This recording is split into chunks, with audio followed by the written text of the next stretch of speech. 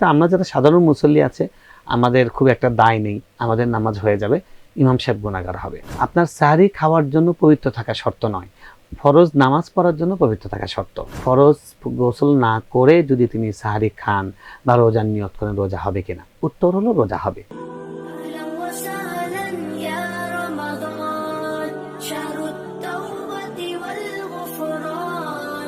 আসসালামু আলাইকুম প্রিয় দর্শক, স্বাগত জানাচ্ছি পবিত্র মাহে রমজান উপলক্ষে আমার দেশের বিশেষ আয়োজন রমজান জিজ্ঞাসায়। সঙ্গে আছি আমি আরমান মুজাহিদ।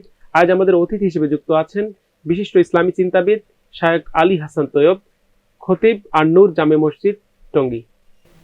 আসসালামু আলাইকুম শায়েখ, কেমন আছেন? ওয়ালাইকুম আসসালাম ওয়া রাহমাতুল্লাহি ওয়া বারাকাতুহু। আপনি কেমন আছেন? আলহামদুলিল্লাহ। আজকে যে কয়টি প্রশ্ন নিয়ে আপনার সঙ্গে যুক্ত আছি, শুরুতেই জানতে চাবো যে আমাদের এক দর্শক জানতে চেয়েছেন রমজানে আমরা কোন কোন আমল বেশি করব। ধন্যবাদ। নাহমাদুহু ওয়া নুসাল্লি আলা রাসূলিহিল কারীম। খুবই গুরুত্বপূর্ণ একটি বিষয়। রমজান এসছে, রমজান মাস আমরা কিভাবে সফল করব, রমজানকে কিভাবে কাজে লাগাবো, এটা আমাদের প্রত্যেকের এখন ভাবনায় থাকা উচিত, পরিকল্পনায় থাকা উচিত। রমজানের সর্বশ্রেষ্ঠ আমল যে জন্য রমজান আল্লাহ দিয়েছেন, কুতিবা আলাইকুমুস সিয়াম কামা কুতিবা আলাল লাযিনা মিন ক্বাবলিকুম লাআল্লাকুম তাত্তাকুন। এক নম্বর হলো রোজা। আল্লাহ রমজান মাসে রোজা ফরজ করেছেন, যেটা সূরা বাকারায় বলেছেন। দুই নম্বর, রমজানে আমাদের করতে হবে কোরআন তেলাওয়াত, কারণ শাহরু রমাদানাল্লাযী উনজিলা ফীহিল কুরআন হুদাল লিন-নাস ওয়া বাইয়িনাতিন মিনাল হুদা ওয়াল ফুরকান। রমজান সেই মাস যেই মাসে আল্লাহ কোরআন নাজিল করেছেন। যেহেতু এই মাসে কোরআন নাজিল হয়েছে, তাই এই মাসে কোরআনটা বিশেষভাবে গুরুত্বপূর্ণ তেলাওয়াত করা। তিন নম্বর আমল যেটা করতে পারি সেটা হলো বেশি বেশি দান সাদাকা করা। রমজান মাসে রাসূল সাল্লাল্লাহু আলাইহি ওয়াসাল্লামের দান সাদাকা অনেক বেড়ে যেত। তিনি কানা আজওয়াদান নাস ওয়া কানা আজওয়াদা মা ইয়াকুনু ফি রমাদান। নবী সাল্লাল্লাহু আলাইহি ওয়াসাল্লাম ছিলেন তিনি সবচেয়ে বড় দানবীর। তিনি তার দানবীরতা, তার দানশীলতা সবচেয়ে বেড়ে যেত যখন রমজান মাস আসতো। চার নম্বর আমরা যেটা করতে পারি সেটা হলো রমজান শাহরুল মুয়াসাত। রমজান হলো সহমর্মিতার মাস। আমরা এই মাসে একে অপরকে ভালোবাসা বিতরণ করা, গিফট দেওয়া, ইফতার করানো। বিশেষ করে রাসূল সাল্লাল্লাহু আলাইহি ওয়াসাল্লাম বলেছেন, মান ফাত্তারা সাঈমান, যে ব্যক্তি কোনো রোজাদার ব্যক্তিকে রোজা ইফতার করাবে, ওই ব্যক্তিকে ওই রোজাদার ব্যক্তির সমপরিমাণ সওয়াব দেওয়া হবে। সুবহানাল্লাহ। অথচ ওই রোজাদার ব্যক্তির সওয়াব একটু কমান হবে না। তাহলে আমরা বলতে পারি 4 নম্বর আমল হলো রমজান মাসে বেশি বেশি অন্যকে ইফতার করানো। 5 নম্বর আমলের মধ্যে আমরা এটা আনতে পারি রমজান মাসে জিকির আজকার করা, বেশি বেশি জিকির। যেহেতু প্রত্যেকটা সময় দামি, রমজান মাসের এক একটি মিনিটের দাম অনেক বেশি, কারণ এই রমজান মাস তুদাআফু ফীহিল হাসানাত, নেকি অনেক গুণ বাড়িয়ে দেওয়া হয়। সেজন্য রমজান মাসে আমরা বেশি বেশি জিকির, মানে আমাদের যত অবসর আছে, চলাফেরা, গাড়িতে, বাসে, জ্যামে আছে, আমরা এই সময়টা জিকিরময় করা। 6 নম্বর আমাদের যেটা করা উচিত সেটা হলো বেশি বেশি দোয়া করা। রমজানে দোয়াটা খুব গুরুত্বপূর্ণ আমল। দোয়া শ্রেষ্ঠ ইবাদত। আর দোয়া ও হুয়াল ইবাদা, হাদিসে বলা হচ্ছে দোয়া নিজেই একটা ইবাদত। এবং রমজান মাসে দোয়া প্রসঙ্গে আল্লাহ কোরআনে সূরা বাকারায় যেখানে সিয়ামের বিধান দিয়েছেন, রমজানের কথা এনেছেন, সেখানে আমরা দেখি 183 থেকে একদম মানে লাগাতার 10টির মতো আয়াত। সেখানে মাঝখানে আল্লাহ এনেছেন, ও ইযা সাআলাকা ইবাদি আন্নী ফাইন্নী করিব। আপনার কাছে যখন বান্দা আমার সম্পর্কে জিজ্ঞেস করবে, আমি বলে দেন আমি তাদের কাছে আছি। উজিবু দাওয়াতাদ দাঈ ইযা দাআন, যখন আমার কাছে কেউ দোয়া করে আমি তার দোয়ার সাড়া দিই। সুবহানাল্লাহ। সুতরাং রমজান মাসে বেশি বেশি দোয়া করা। রাসূল সাল্লাল্লাহু আলাইহি ওয়াসাল্লাম বলেছেন, ইন্না লিস-সাኢমি ইনদা ফিতরিহি দাওয়াতুন মুস্তাজাবা। রোজাদার ব্যক্তির জন্য ইফতারির পূর্ব মুহূর্তে একটি দোয়া কবুল করা হয়। লা তুরাদ এই শব্দ আছে, এমন রোজাদার ব্যক্তির দোয়া যে সেটা কখনো প্রত্যাখ্যান করা হয় না। তাই আমরা 7 নম্বর বলতে পারি রমজান মাসে বেশি বেশি দোয়া করা। এর 4 নম্বর 8 নম্বর আমরা যেটা বলতে পারি যে কোনো নেক আমল, অর্থাৎ যেটাকে ইসলাম পুণ্য বলে, যে কোনো ভালো কাজ, আপনি মানুষকে পথ দেখানো, মানুষকে পানি পান করানো, মানুষকে একটা ভালো কথা বলা, সৎ কাজে আদেশ করা, অসৎ কাজে নিষেধ করা, বাবা মার সেবা করা, গরিবের পাশে দাঁড়ানো, যে কোনো মানবিক কাজ, সামাজিক কাজ, আল্লাহকে খুশি করার উদ্দেশ্যে এটা বেশি বেশি করা রমজান মাসে। এটাও রমজানের একটা জেনারেল আমল হিসেবে আমরা বলতে পারি। আরেকজন জানতে চাচ্ছেন, রোজা রেখে নামাজ না পড়লে তাদের কি রোজা হবে? খুবই গুরুত্বপূর্ণ একটি প্রশ্ন। আমাদের দেশের পারপাসে এটা খুব মানে একটা দুঃখজনক একটা পরিস্থিতি যে আমরা অনেক মানুষকে দেখি যে কষ্ট করে রোজা রাখছেন, সারাটা দিন না খেয়ে তিনি উপোস করছেন, সেই সুবহে সাদিক থেকে নিয়ে সূর্য অস্ত যাওয়া পর্যন্ত লং টাইম না খেয়ে নিজেকে কষ্ট দিচ্ছেন। অথচ তিনি 5 ওয়াক্ত নামাজ, যেটার জন্য না খেয়ে থাকতে হয় না, যেটার জন্য কষ্ট করতে হয় না, বরং তার প্রত্যেকটা বর্ণে বর্ণে রন্ধে রন্ধে সওয়াব। নামাজের জন্য যে ব্যক্তি অজু করে, অজুর সঙ্গে সঙ্গে তার সমস্ত অঙ্গ যখন ধোয়, সাথে সাথে তার গুনাহগুলো ঝরে পড়ে। যখন পা দিয়ে মসজিদের দিকে যায় নামাজ পড়ার জন্য, প্রত্যেকটা কদমে 10টা করে গুনাহ মাফ করা হয়। এবং যখন মানুষ রুকুতে যায়, সিজদায় যায়, যে বলে যে যখন সিজদা থেকে ওঠে, সিজদায় যাওয়ার আগে তার পিঠের উপরে অনেক গুনার বোঝা, সিজদা থেকে যখন সে ওঠে তখন সবকিছু বোঝা নেমে একদম ফ্রি বডি নিয়ে সে সিজদা থেকে দাঁড়িয়ে যায়। সুবহানাল্লাহ। তো রমজানে নামাজ হলো গুনাহ মাফের একটা বড় একটা প্রকল্প, বড় একটা প্রজেক্ট। আর সারাদিনে কিন্তু 5 বার মানে 5 ওয়াক্ত নামাজ আমাদের উপরে ফরজ। তো আপনি সারাদিনে 5 ওয়াক্ত নামাজ, 5টি ফরজ ত্যাগ করে সারাদিনে একটি ফরজ আদায় করছেন, এটা তো কোনো যৌক্তিকতার মধ্যে আসে না। এই জন্য আমরা যে সমস্ত ভাইয়েরা আছেন এরকম যে রোজা রাখেন কিন্তু নামাজ পড়েন না, আমরা বলবো যে যেই আল্লাহ রোজা ফরজ করেছেন সেই আল্লাহ কিন্তু নামাজও ফরজ করেছেন। এবং যে ব্যক্তি এক ওয়াক্ত নামাজ বিনা ওজরে কাজা করে ওই ব্যক্তি ইসলাম থেকে বের হয়ে যায়, নাউজুবিল্লাহি মিন যালিক। এই জন্য আমরা বলবো যে রোজার মাস আমাদের ট্রেনিংয়ের মাস। আমরা যারা অন্য সময় পারি না 5 ওয়াক্ত নামাজ পড়তে, কুসঙ্গের কারণে, ব্যস্ততার কারণে, নানান রকমের অজুহাতে, আমরা রমজান মাস তো আল্লাহর মাস, আমরা এই মাসে চেষ্টা করি যে আল্লাহর সঙ্গে আমার সংকল্প, আমি ফরজ নামাজ পড়বই যে কোনো মূল্য হোক। সব কাজের উপরে নামাজ, নামাজকে বলো না কাজ আছে, কাজকে বলো নামাজ আছে, নামাজ সবার উপরে। শেখ রাতেব নাবলুসে নামে একজন শায়েখ আছেন বিখ্যাত, তিনি সিরিয়ার। তিনি একটা সুন্দর কথা বলেন, তিনি বলেন যে আমাদের জীবনে যত সমস্যা আছে এই সমস্যা আর সমাধানের মাঝখানে দূরত্ব এতটুকু যতটুকু আমার কপাল আর সিজদার মাটি, এর মধ্যে দূরত্ব যতটুকু। তার মানে আমরা সিজদা করব, নামাজ পড়বো, আল্লাহর কাছে চাইবো, আল্লাহ আমার সব সমস্যা সলভ করে দেবেন। এই জন্য আমরা রোজাদার বেনামাজি ভাইদেরকে বলবো যে আসুন আমরা আগে নামাজি হওয়ার চেষ্টা করি। অনেকে এই জিনিসটা প্রশ্ন করেন যে কেউ রোজা রেখেছেন নামাজ পড়েন না, তার ক্ষেত্রে কি করণীয়? বিশ্ববিখ্যাত একজন শায়েখ ছিলেন ইউসুফ আল কারদাবী রহমতুল্লাহি আলাইহি। তার 1000 উপরে বই আছে, পৃথিবীর গত শতাব্দীর শ্রেষ্ঠ মনীষীদের মধ্যে একজন, গবেষকদের মধ্যে। তিনি সুন্দর উত্তর দিন, তিনি এই প্রশ্নের উত্তরে বলেছেন, তাহলে আমার করণীয় এই ব্যক্তির যে তাকে হাত ধরে হাতে পায়ে ধরে মসজিদে নিয়ে যাওয়া, তার ব্যাপারে কোনো ফতোয়া দিব না, তাকে খারাপ বলবো না, তাকে আমরা নিরুৎসাহিত করবো না যে আপনার রোজা রেখে কি লাভ, এগুলো বলবো না, বরং আমরা ওই ভাইকে হাত ধরে মসজিদে নিয়ে যাব। এই জন্য যেই ভাইরা রোজা রেখে নামাজ পড়তে পারেন না তাদের প্রতি আমাদের আহ্বান, আসুন মসজিদে আসুন, আপনার সঙ্গে আমি হৃদয় মেলাই, বুক মিলাই, আমরা একসাথে জান্নাতের পথে চলি। আরেকজন জানতে চেয়েছেন রোজা না রাখার শাস্তি কি? হ্যাঁ, রমজান মাসে মানে রোজা না রাখা, রোজা যেহেতু ফরজ, বুনিয়াল ইসলাম আলা খামসিন শাহাদাতু আল্লা ইলাহা ইল্লাল্লাহ, এখানে লম্বা হাদিস, তার মধ্যে আছে ওয়া সওমি রমাদান, ইসলামের 5টি ভিত্তির মধ্যে একটি হলো রমজান মাসের রোজা। এবং আল্লাহ বলেছেন কুতিবা আলাইকুমুস সিয়াম, এই ফরিদা আলাইকুমুস সিয়াম, তোমাদের উপরে সিয়ামকে ফরজ করা হয়েছে। কোনো ফরজ যদি একজন ব্যক্তি ত্যাগ করে, সারা জীবন যদি ওই ফরজটার জন্য সে কান্নাকাটি করে এবং ওই ফরজটা রিপিট করতে থাকে, তাও কিন্তু ওই যথাসময়ে একটা ফরজের সমান কোনোদিন হবে না। রোজা এত দামি একটি মাস যে সাহাবায়ে কেরাম 6 মাস আগে থেকে আল্লাহর কাছে দোয়া করতেন, আল্লাহুম্মা বাল্লিগনা রমাদান, আল্লাহ আমাদেরকে রমজানে পৌঁছে দিন। এবং এক শায়েখ লিখেছেন যে যদি কবরস্থ ব্যক্তিকে মানে কবর থেকে তোলা হয় আর বলা হয় তোমাকে এক মুহূর্তের জন্য জীবন ফিরিয়ে দেওয়া হচ্ছে, একটা জিনিস তুমি চাইতে পারবে, যেটা চাইবে সেটাই পাবে, বলেন যে চোখ বন্ধ করে বলতে পারি কবরস্থ ব্যক্তি কবর থেকে উঠে সে বলবে আমাকে রমজানের একটি দিন দিন, আমাকে রমজানের একটি দিন দান করুন যে আমি সেই দিনটা যেন কাজে লাগাতে পারি। তো সেজন্য যারা রোজা করছেন না ছোটোখাটো অজুহাতে, শরীয়তসম্মত কারণ ছাড়া, শরীয়তসম্মত কিছু কারণ আছে, সামনে হয়তো প্রশ্ন আসলে আমরা সেটা আলোচনা করব, তো সেই ধরনের থাকলে তো ভিন্ন কথা, কিন্তু এই ধরনের কারণ নেই, মানে আমার ভালো লাগে না, আমার দুর্বল লাগে, আমি খেলাধুলা করি, আমি অমুক কাজ করি, এই জন্য করতে পারি না, এই ধরনের ব্যক্তিরা আল্লাহর সামনে কোন মুখে দাঁড়াবেন? রাসূল সাল্লাল্লাহু আলাইহি ওয়াসাল্লাম তিনি, আমরা জানি যে মেরাজে সরাসরি জান্নাতে গিয়েছেন, জাহান্নামে গিয়েছেন, জাহান্নামে গিয়ে তিনি দেখতে পেলেন যে এক শ্রেণীর মানুষকে এরকম তাদের চুল, তাদের মাথা এরকম করে উপর থেকে টেনে ধরা হয়েছে, ধরে তাদের গালগুলোকে এরকম করে আংটা দিয়ে এবং কাঁচি দিয়ে তার গালগুলোকে এরকম করে খুঁচিয়ে তাদের গালগুলোকে কাটা হচ্ছে। তো বলতে গেলেও লোম শিউরে ওঠে। রাসূল সাল্লাল্লাহু আলাইহি ওয়াসাল্লাম বললেন যে এইটা কি অপরাধ করেছে, এই লোক কোন ধরনের গুনাহগার? বলে এই ব্যক্তি রমজান মাসে রোজা রাখতো না, নাউজুবিল্লাহি মিন যালিক। সুতরাং আমরা বুঝতে পারছি যে রমজান মাসে রোজা না করার শাস্তি হলো জাহান্নামে তাকে মাথা থেকে তাকে উপর দিকে টানা হবে। আপনি চিন্তা করুন যে চুল দিয়ে যদি একটু কেউ টান দেয়, আমরা বলি ও বাপরে বাপ, ছেড়ে দাও, সেখানে অনন্তকাল চুলে এরকম ঝুরিয়ে রাখবে আর তার মুখে এরকম করে খোঁচানো হবে, কিরকম কঠিন শাস্তি।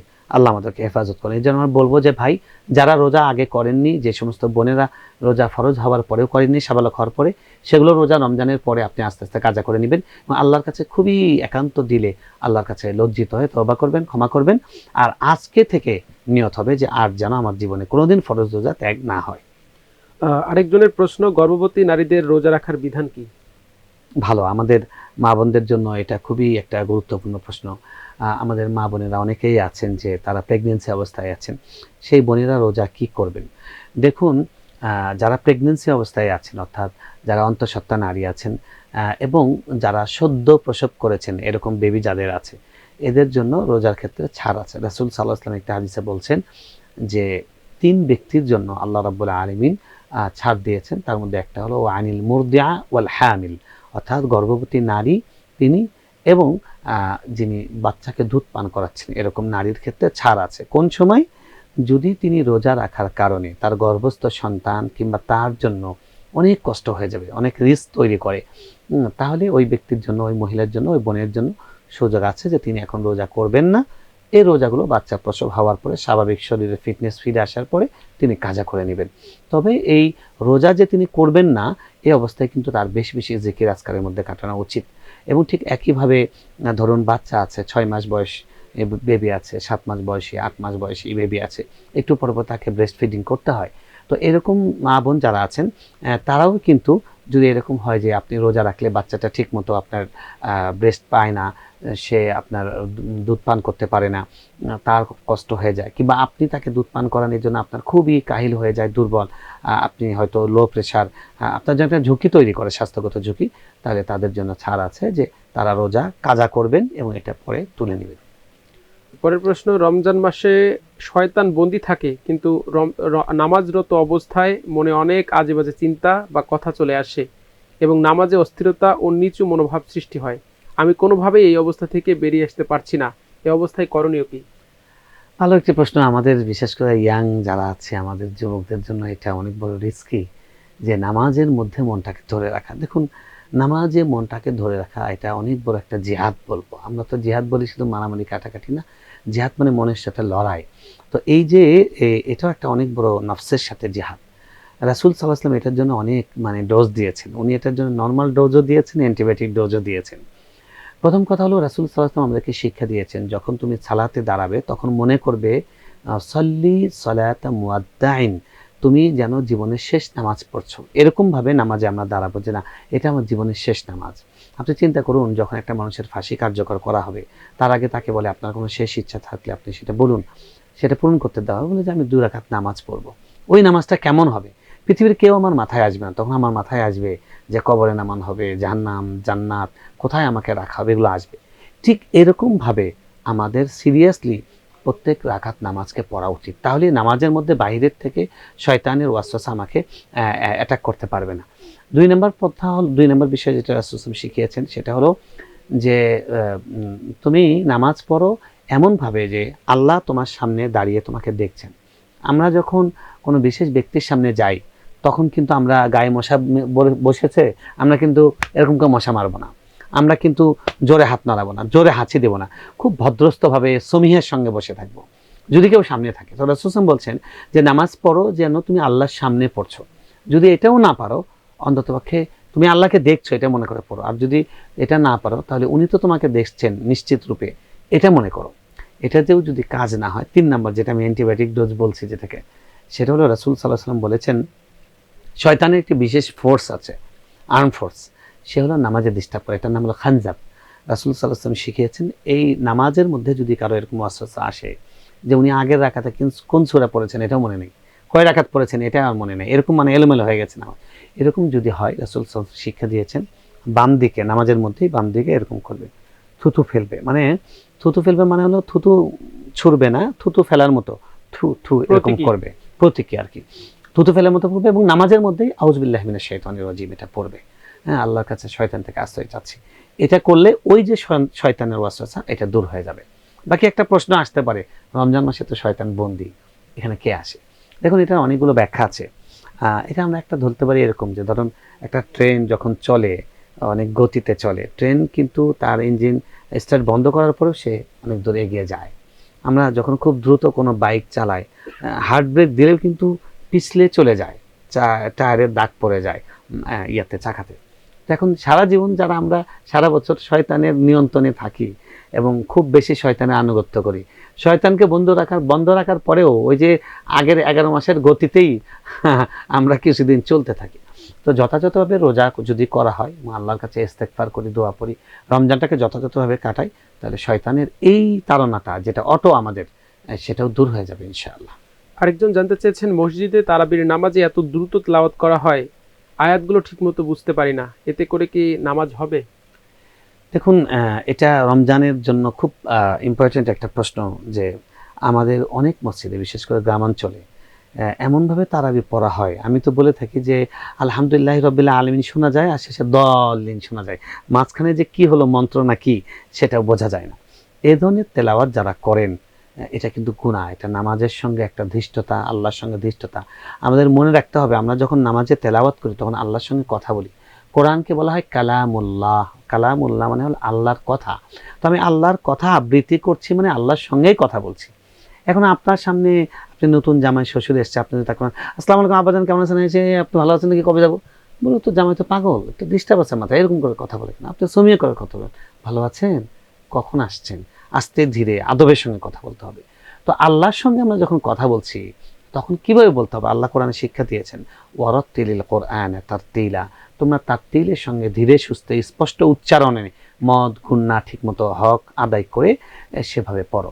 তো এভাবেই নামাজ পড়তে হবে। এভাবে যদি নামাজ না পড়ে, যদি এরকম হয় যে হরফ বোঝা যায় না এবং ওয়াজিব গুন্না ত্যাগ হয়ে যায়, এবং এমনকি হরফ এমনভাবে পড়ে যে অর্থ বিকৃত হয়ে যায়, তাহলে সম্ভাবনা আছে যে নামাজ ভঙ্গ হয়ে যাবে।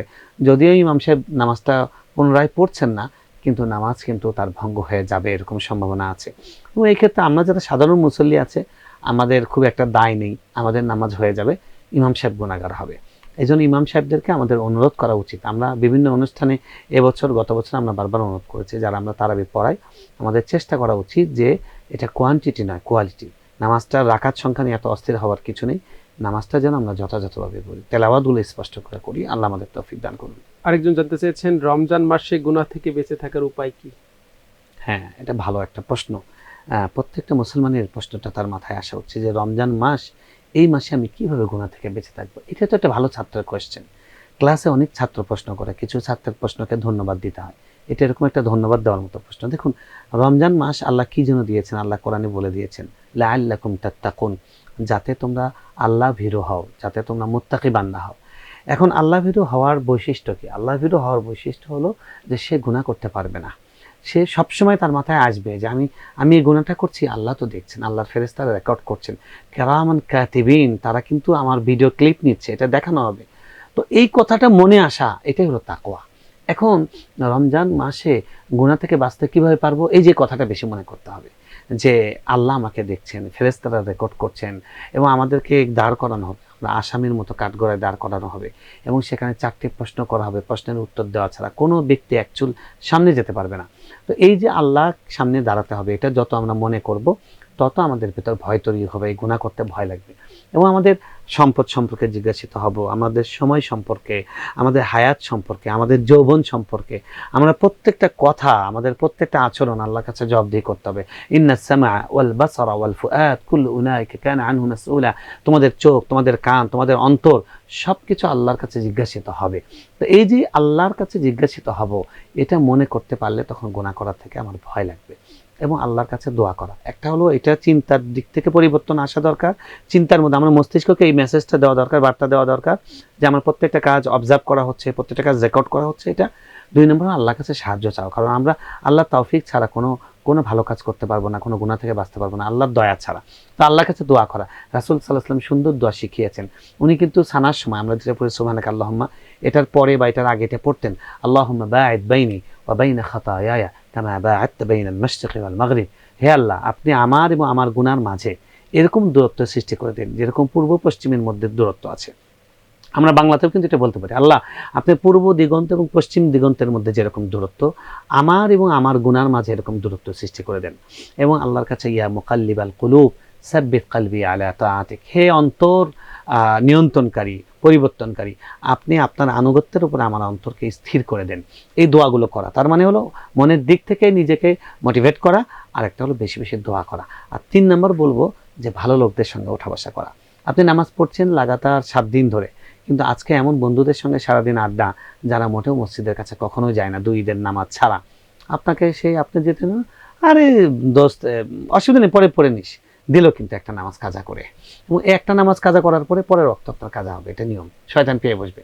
এই জন্য 3 নম্বর কাজ গুনাহ থেকে বিরত থাকার জন্য রমজান মাসে খারাপ সঙ্গ ত্যাগ করতে হবে। 4 নম্বর আমাদের যুবক যুবতীদের জন্য, তরুণ তরুণীদের জন্য যেটা বলবো খুব গুরুত্বপূর্ণ, সেটা হলো কখনো নির্জনে থাকবো না। আমাদের প্রত্যেকের কাছে স্মার্টফোন আছে এবং আমাদের কাছে ডিশ কি বলে আমাদের কাছে ওয়াইফাই কানেক্ট আছে।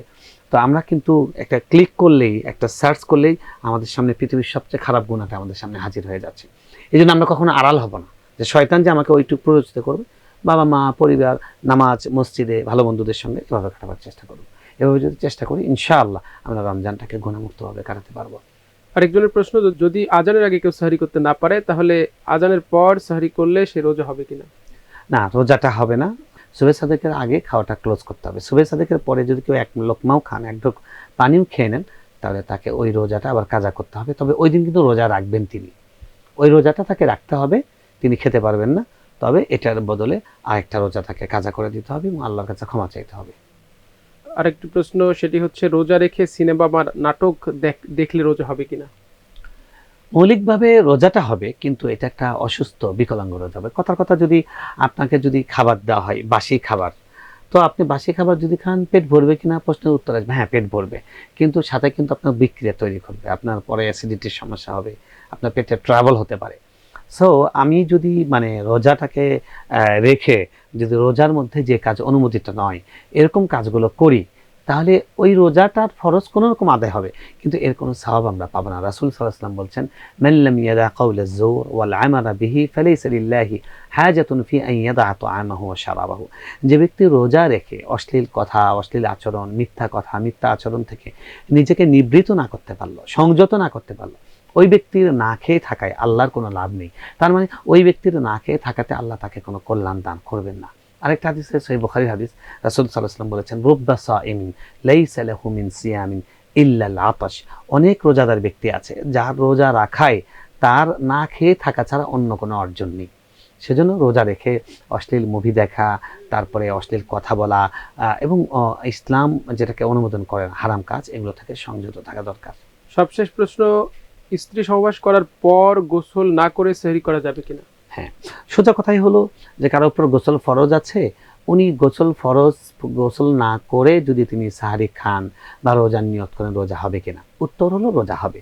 আমাদের আয়েশা রাদিয়াল্লাহু তাআলা আনহা বলছেন যে রাসূল সাল্লাল্লাহু আলাইহি ওয়াসাল্লাম আমাদের সঙ্গে মিলন করেছেন এবং তিনি উঠে সাহারি খেয়েছেন, তারপরে আজান হয়েছে, আজানের পরে তিনি গোসল করে নামাজ পড়তে গিয়েছেন। সুতরাং বার্তাটা খুব ক্লিয়ার, আপনার সাহারি খাওয়ার জন্য পবিত্র থাকা শর্ত নয়, ফরজ নামাজ পড়ার জন্য পবিত্র থাকা শর্ত।